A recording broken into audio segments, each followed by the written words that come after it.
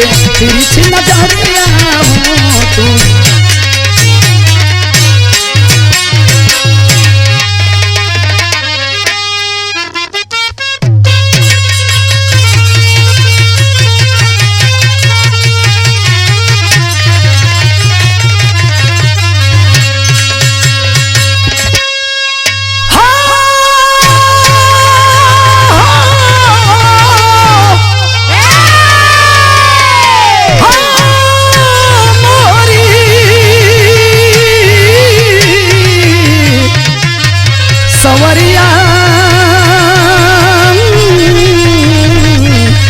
भोले बाबा जोगी हो राम।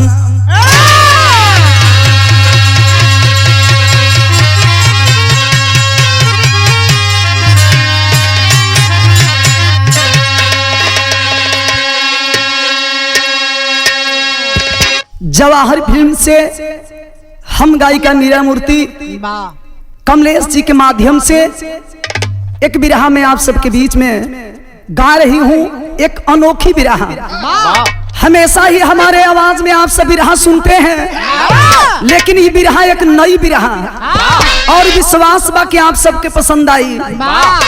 कवि जी 4 लाइन भूमिका में भाव लिखते हैं बहादुर।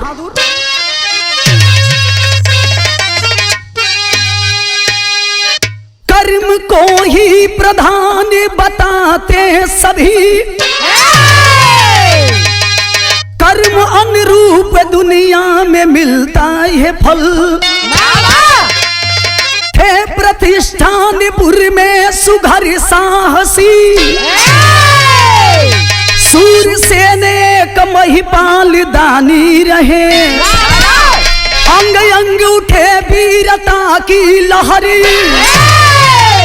जंग जोशीला जौहर जवानी रही। सिर बधा करके सेहरा वो लाए दुल्हन, अप्सरा से सुघरी उनकी रानी रही।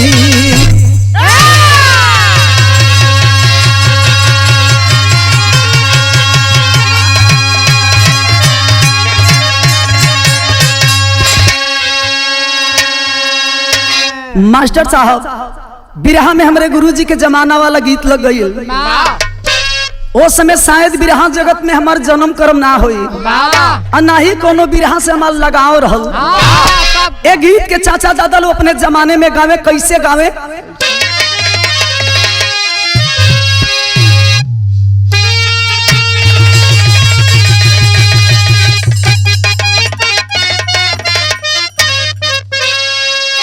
कौनो मेहरारू कहले रहल,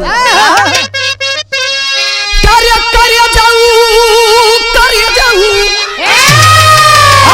कार्य जाऊ कार्य जाऊ कार्य जाऊ कार्य जाऊ कार्य जाऊ, तो ये गो चुमा दे ले जाई हो कार्य जाऊ। क्या बात है?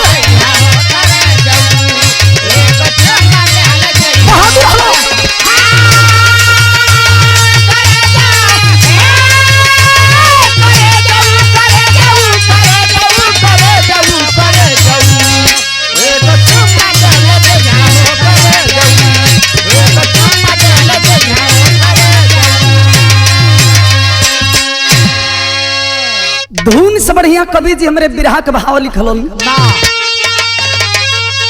अरे विधाना हो विधाना, अरे विधाना हो विधाना, अरे विधाना हो विधाना विधाना, तो नाटक कैसन कैसन बनावे विधाना।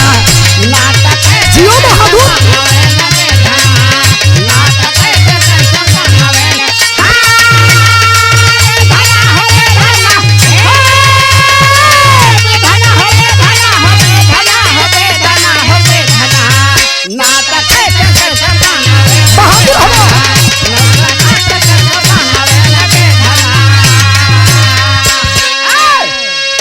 ए बाबू तनी कहानी के समझ ली। ई कहानी प्रतिष्ठानपुर के रहे वाला एक राजा जो ने राजा के नाम बतावल गई सूरसेन। कहेला आदमी की कुल तो कुल है, जवानी के पानी साला एगो अलगे होला। अरे वाह उ फारत जला हो भैया। हाँ चारों ओर बहुत जला। हर चीज रोका जाई लेकिन ये ऐसा ना कहो के रोकल बस के बात नहीं खे। सूरसेन राजा के अबार जवार में उनके वीरताई के डंका बजत रहल। सूरसेन राजा जवानी में शादी करते हैं। नई नवेली दुल्हन घर में आई और दुल्हन के साथ सूरसेन राजा धीरे धीरे समय बिताने लगते हैं। और जब कुछ दिन बीतल कवि जी अंतरा के लाई लिखल, अरे के हुए के साथ दीना के हुए के साथ दीना नाथ अब धरावेलन विधाना तो नाटक कैसन कैसन बनावेल विधाना।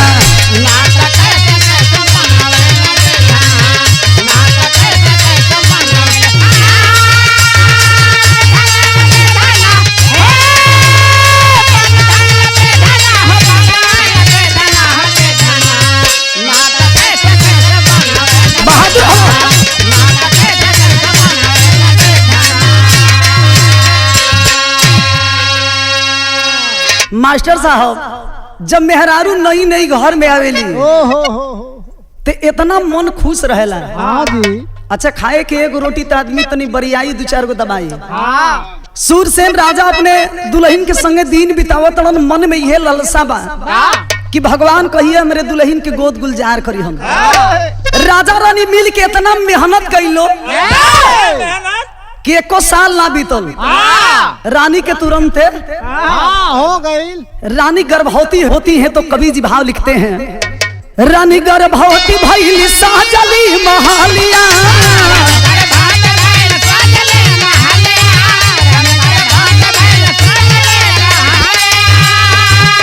और लाल होइए गोदिया में सपना सजावेलन हो विधना नाटक कैसन कैसन निभावेले विधना।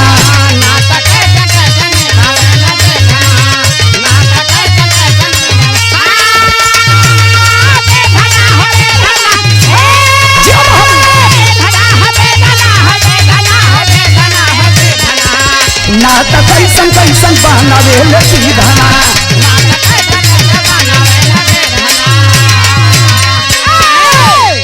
मास्टर साहब लगन मेहनत कही जाले ना। राजा के मन में जौन सपना रहो वो पूरा हो गई। रानी गर्भवती हो गई। राजा सुनलन कि हमरे दुल्हन के जौन बा होखे वाला बा लगलन जौन बा जगह जब खुशी मनावे। राजा जगह जगह लगलन सोहर मंगल गवावे। सखी सहेली लो जुटल बालो जानते बनी जब सोहर मंगल जब चाची दादी लोग आवे लो तो वहाँ लोग के गोल 3-4 गो गोल होला। किस्म किस्म के सोहर गावे लो। एक तरफ बुढ़िया दादी लो बैठल बालो एक तरफ जवन की लो बैठल बालो। आई 14-15 साल वाली के तो बतिये छोड़ा। सोहर गावत लो कैसे मास्टर साहब।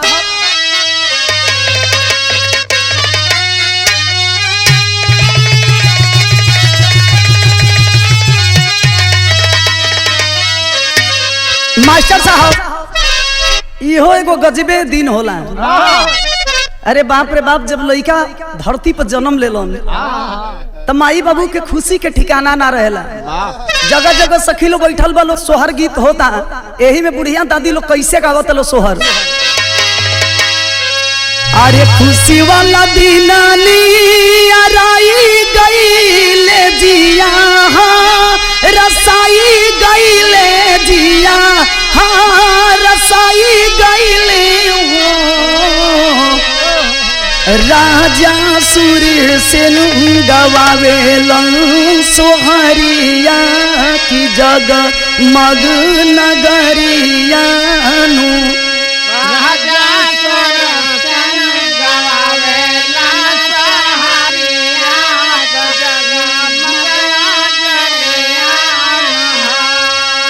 यही गीतिया के सखी लो तनी साज बात पर कैसे गावेलो। अरे खुशी वाला दिन आराई गईले जिया हाँ रसाई गईले जिया हाँ रसाई गईले। हे लालना सुर से गवावेलन सोहरिया की जग मगया जोरिया नु हो लालना सुर से गवावेलन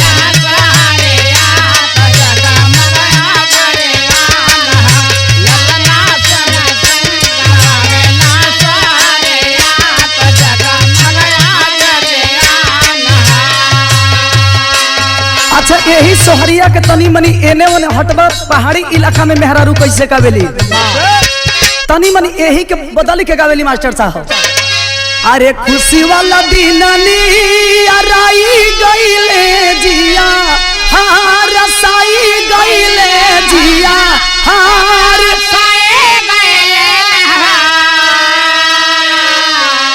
अरे मोरे ललना रे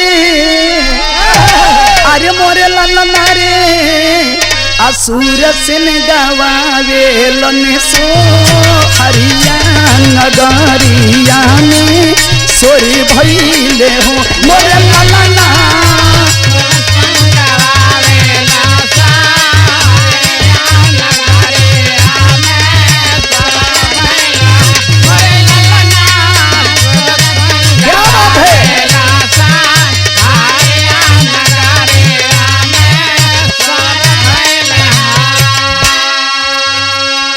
अरे रानी के प्रसवाला पीरा भइले लइका एगो कीरा भइले लइका एगो कीरा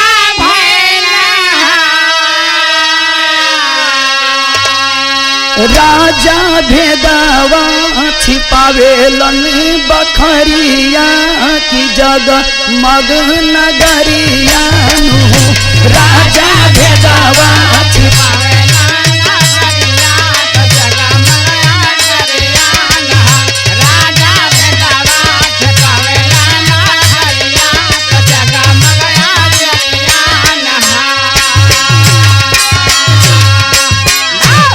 अच्छा राजा इतना खुश बड़न की रानी से बेटा पैदा हुई लेकिन बाहर ऊपर वाला तोहरो गजब महिमा बा रानी के जब अंतिम समय चलता 9वां महीना में रानी लइका लइकी के जन्म ना रानी के पेट से एगो कीड़ा के जन्म भइल आ जब कीड़ा के जन्म भइल राजा खबर पौलन की ना बेटा ना बेटी हमरे दुल्हन से कीड़ा पैदा भइल बा ए बाबू राजा लगलन छिपावे आ जब छिपावे लगलन धीरे धीरे समय बीते लगल नगवा जब धीरे धीरे जवान होखे लगल तो लिखल गईल यही में मास्टर साहब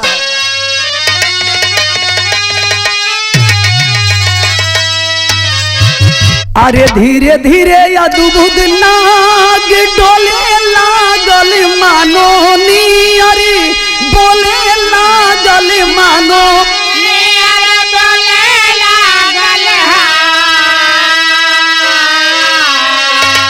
बाबू भैली सयान मोरी उमरिया की जगमग नगरिया नु बाबू भैली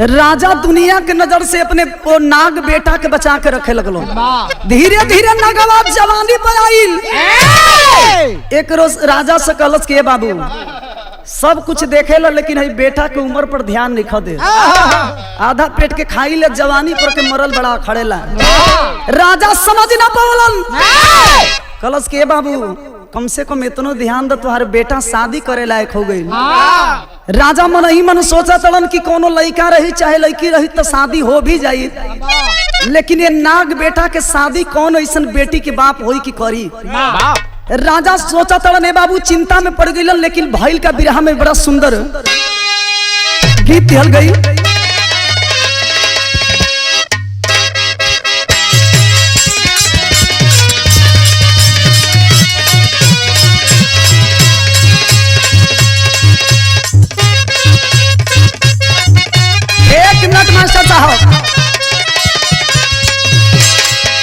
कोनो दुल्हन के दुल्हा एकदम घाचाक मिल गई। अरे वाह दुलैया कल जाए तो हम माटी लगो। एको हाली बढ़िया से हमसे बोलता बतिये तो आज कितना दिन के बाद हमनी के फुर्सत भी मिलल बा तो देखो तनी कि केवाड़ी के पल्ला दोनों ओर खुलल बा। समझावत ही अपने दुल्हा के कैसे मास्टर साहब बाटे खुला दरवाजा कोली बंद रह जाबी बाटे खुला दरवाजा कोली बंद रह जाबी बाटे खुला दरवाजा क्या बात है बंद रह जाबी बाटे खुला दरवाजा कोली बंद रह जाजी तरुआ गोदिए में आवताया नंद राजा जी रउआ बाटे में आवताया नंद राजा तेरा बाटे में आवताया नंद राजा तेरा बाटे में आवताया। ई धुन रहल बिरहा के लेकिन ऐसे बढ़िया भाव दिल गई। कहीं से भी राजा आवस नाग बेटा अपने बाप से सवाल करता है कहता है क्या तो दाढ़ा फूकता जवानी आवागा बाबूजी दाढ़ा फूकता जवानी आवागा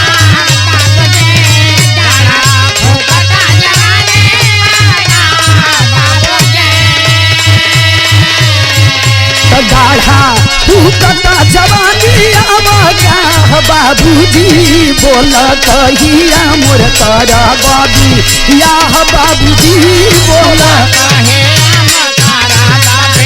या बाबू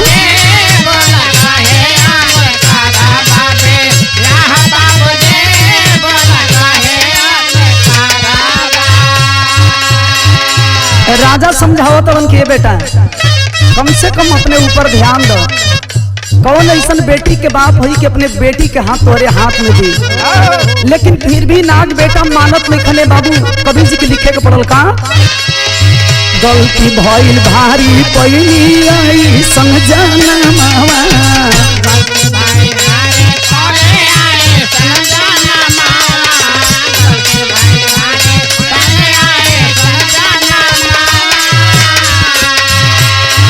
कैसे बन्हाई मोहरे सिर पे से हरवा कैसे बनाए मोर तेरा पैसे हरावा कैसे बनाए मोर तेरा पैसे हरावा मेहरा रूबी न मनावा में आह बाबूजी मेहरा रबे न मनावा में आह बाबूजी रबे न मनावा में आह बाबूजी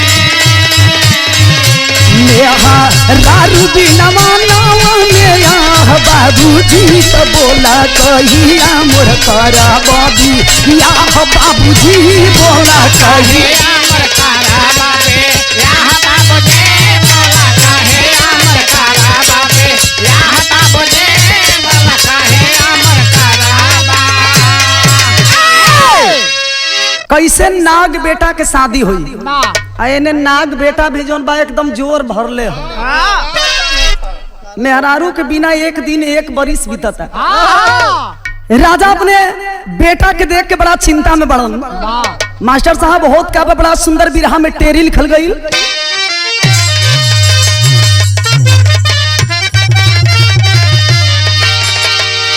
ये टेरी के बुढ़ऊ दादा लोग कैसे बोले अरे मोरे राम अरे दुल्हनिया कैसे कीरा के बनी ए बाबू दुल्हनिया कैसे कीरा के बनी तो कौनो राजकुमारी राजा के बिटहिया बिटहिया बिटहिया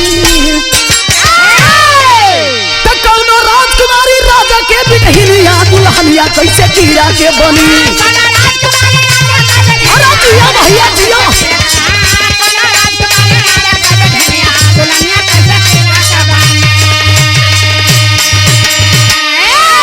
ए बाबू राजा तुरंत जौन बा नाऊ के पंडित जी के बुलाए के आदेश दे दिहलन बेटा खातिर लगलन नगर नगर में लड़की खोजवावे।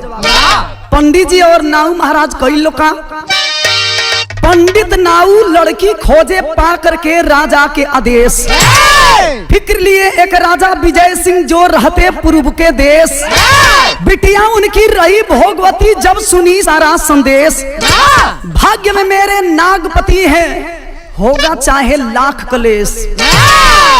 ए बाबू नाऊ महाराज पंडित जी खोजत खोजत पूर्व के देश चल गई लोग। ओई जाकर रहे वाला विजय सिंह के एकलौती बेटी ओकरो जवानी चरचराइले रहल मास्टर साहब। ओकरो जोड़ जुगुत जल्दी लइका ना मिले।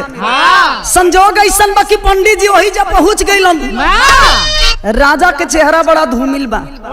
पंडित जी नाऊ समझावत लो कि चिंता मत कर राजा, जितना दिन चिंता करे के रहल कल हल तोरे बेटी के शादी खातिर एगो बड़ा बढ़िया लइका देखले बनी जा। ए बाबू पंडित जी नाऊ महाराज जब राजा से सारा बात बतावलो ये बतिया के लइकिया घरवा में से सुनत रहल। मन ही मन सोच गइल कि हो ना हो मेरे किस्मत में वह नाग ही लिखा है। अपने पिताजी से कहती है कि पिताजी मेरी शादी उसी नाग से आप कर दीजिए।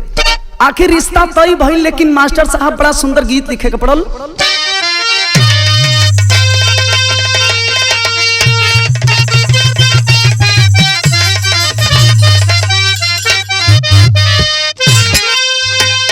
रेडीमेड में और थान में बड़ा अंतर होला मास्टर साहब। रेडीमेड कपड़ा आज पहिनबा काल सिलाई खुल जाई, लेकिन ओरिजिनल जो थान वाला बा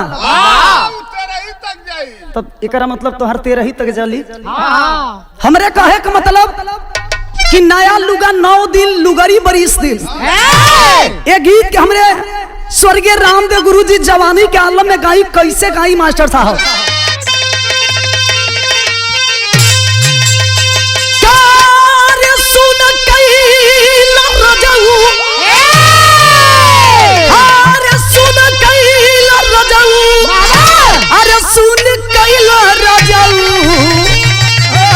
कचौड़ी गली सुन कैला राजाऊ, मिर्जापुर के कैला गुलजार हो। कचौड़ी गली सुन कैला राजाऊ।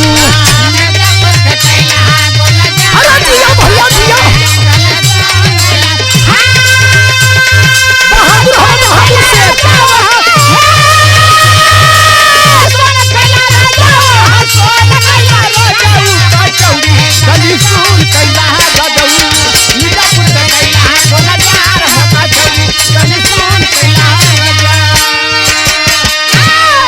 लेकिन बिरहा में भाव लिखल गई। अरे बिया होई राजा जी, अरे बिया होई राजा जी, अरे बिया होई राजा जी की। अरे डोला बिया होई राजा जी, अच्छा तुराई कई के नौआ बोला हो कि डोला बिया होई राजा जी। जिया जिया भैया जिया।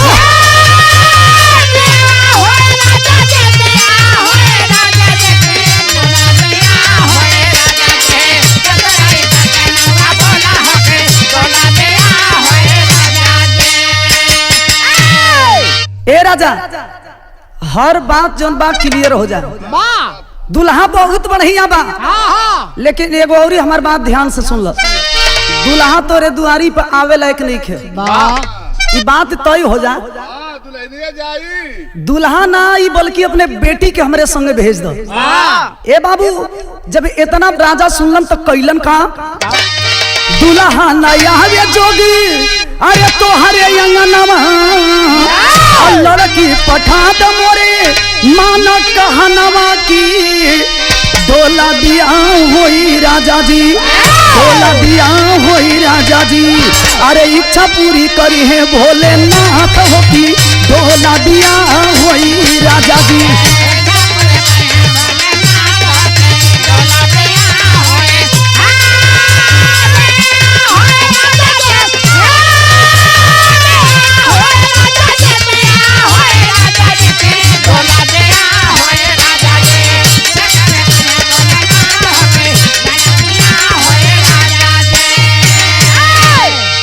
राजा पंडित के अन्नाऊ के बात मान के अपने बेटी के बाबू भेज दिलन।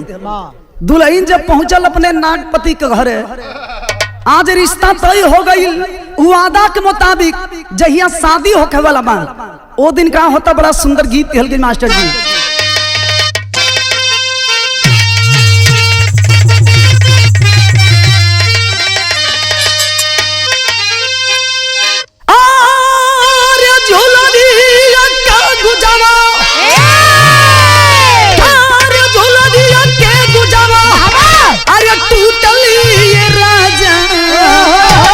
जवनिया में गड़िया छूटल राजा,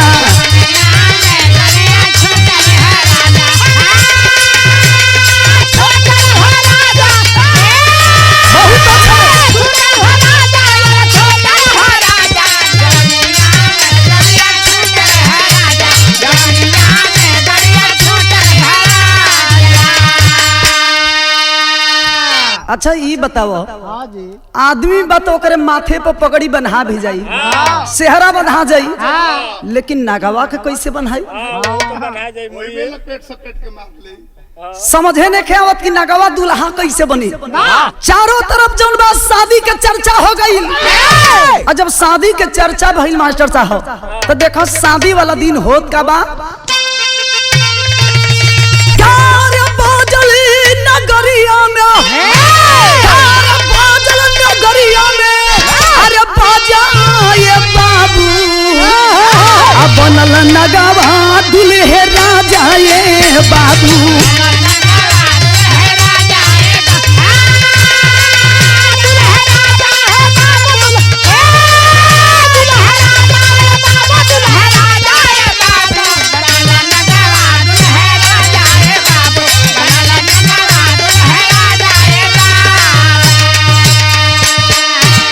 अरे शास्त्र विधि से होई गईले बियाह हो, आ उठे लहर मन में सागरिया था हो।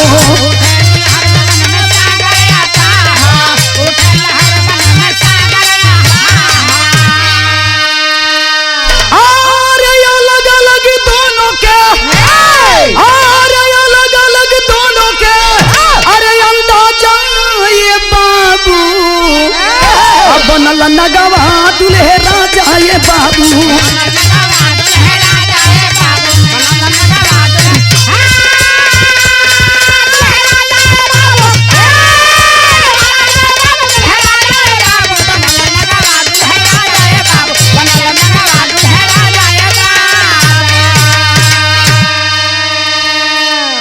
अच्छा कैसहू नाग के कपड़ा उपड़ा पहनाए के, पगड़ी उगड़ी बांध के कैसहू शादी ब्याह तो हो गई, एजा तक तो ठीक बा, लेकिन सोचल जाओ कि नागवा सुहाग रात कैसे मनाई।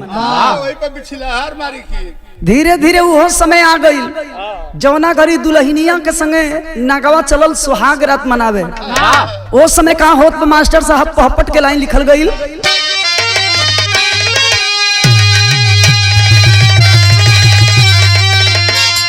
अरे हो गई जब पहली मुलाकातिया सुहाग रतिया में, नाग बतावे लागल बीतल बतिया सुहाग रतिया में।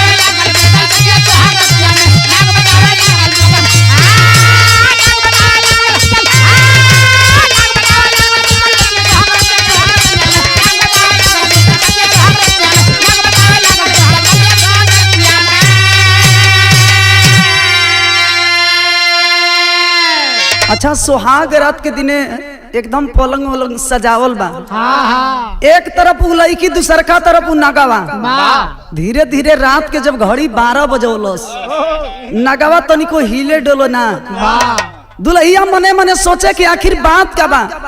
नगवा तो अपन कमजोरी समझत रहल, जब ना रह गई दुल्हन जब खींचे लगल अपने आगे, तब उन नगवा सच्चाई बतावे लगल। का बतौलस?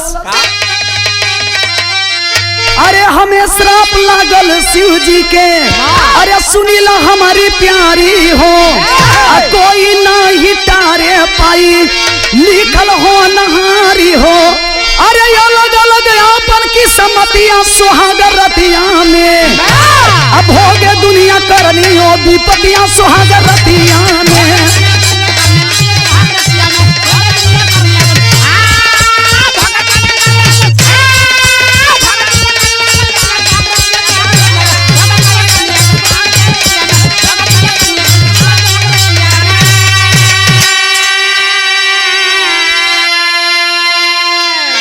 नगवा बतावा तक ये रानी ई जौन हमार देखा तड़ू नाग के रूप देखा तड़ू एकर कारण जानतर का बा।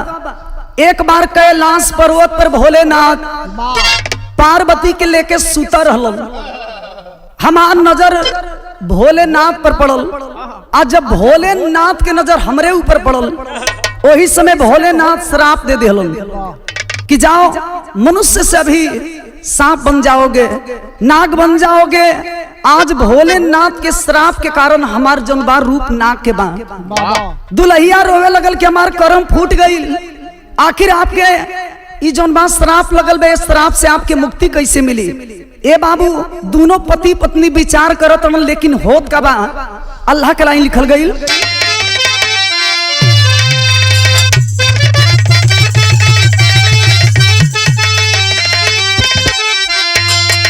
है राम अरे करे जोरी नाग से अरे पूछा न लागी दुल्हन बाबू भेदवा बतावा कुल सजना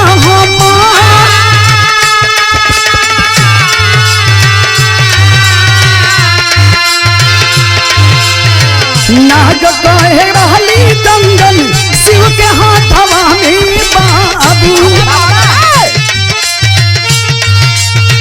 कैली पार्वती जब सोरा होशिया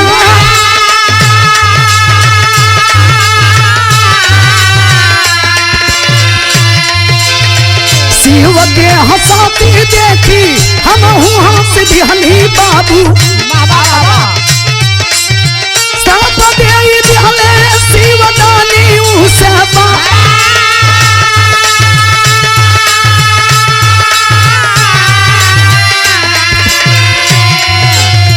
पार्वती के हाथ में कंगन के रूप में हम रहने।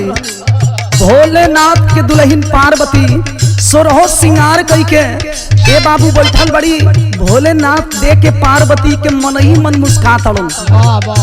कंगन के रूप में पार्वती के हाथ में जब शंकर भगवान के ऊपर हमार नजर गई, हमू हंस देहनी। आज जब हंस देहनी तो भोलेनाथ हमके श्राप दे दिहलन। नगवा सारा सच्चाई अपने दुल्हन से बतावा तो औरी का भइल। मानो तन से होई तो हरी धरती पर जन्म बाबू लेकिन नाग रूप रही सुनी ले गवार।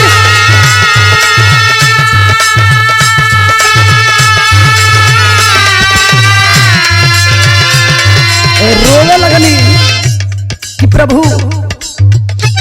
ये बताई कैसे आप श्राप दिले बनी एक से हमके मुक्ति मिली। मानो के तन से हमार जन्म हुई लेकिन रूप हमार जो बात सांप के रही कैसे उद्धार हुई भोलेनाथ। तब भोलेनाथ उपाय बतौलन। भोले के चरनिया में हम गिर गई बाबू कैसे कनाथ मोरी होई अब उधार।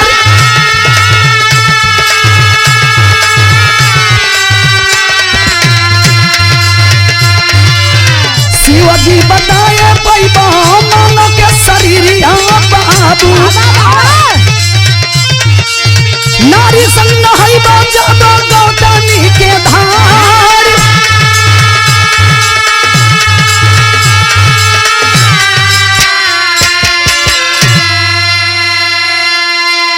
प्रभु कैसे हमारे उद्धार होई? भोलेनाथ कहलन कि दुल्हन के लेके जब गौतमी नदी में नहैबा वो समय तो के सांप से छुटकारा मिली, मानो के शरीर फिर से हो जाई। ए बाबू दुल्हिया जब ऐसा बात सुनलस, ई दुनिया में कैसन मेहरारू है कि अपने पति के आज्ञा के पालन ना करी। अपने पति के असली रूप में ले आवे खातिर दुल्हनिया अपने नाग पति के लेके चल देलस। आज जब चलल तो कवि जी बिरहा के खड़ी लिखलन।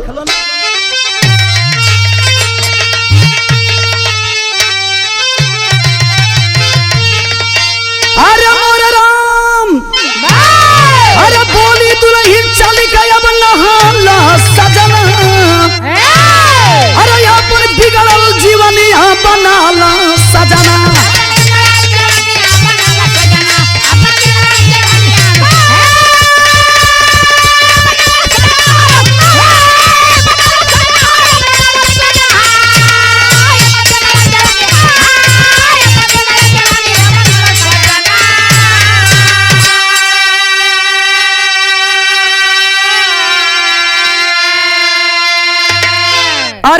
नारी संग गौतमी नदी में नागवा नहाया।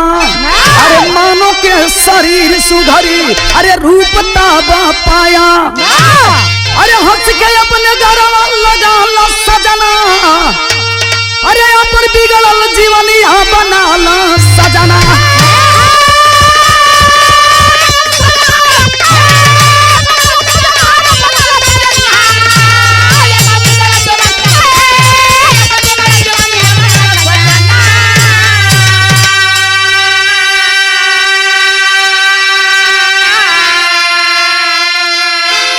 आज नगवा अपने दुल्हन के लेके वही गौतमी नदी में नहैलन। और जब नहैलन तो उनके जौन बा शरीर जौन रहल सांप से बाबू मानो के शरीर फिर से हो गई। खुशी खुशी पति पत्नी दिन बितावे लगलन। आज जब दिन बितावे लगलन तो कभी जी बिरहा के आखिरी भाव में लिखलन गुरु गणेश गुरु रामलाल गए स्वर्ग में बच्चन पावल। अरे रामदेव चंद्रिका कवि पुजारी राम खेलावल। ये बाबू दुल्हनिया कैसे हीरा के बनी